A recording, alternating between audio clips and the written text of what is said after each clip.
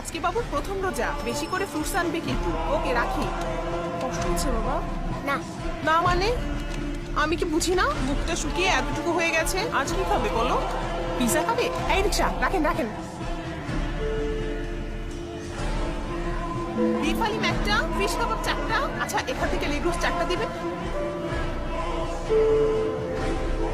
আচ্ছা মা, না খেয়ে থাকলে কি রোজা হয়? না বাবা, রোজার সময় সংযম করতে হয়, অন্যের কষ্ট বুঝতে হয়, আর মানুষের সাথে ভালো ব্যবহার করতে হয়। আরে এত আস্তে চালালে তো ইফতার রাস্তায় করতে হবে, জোরে চালান।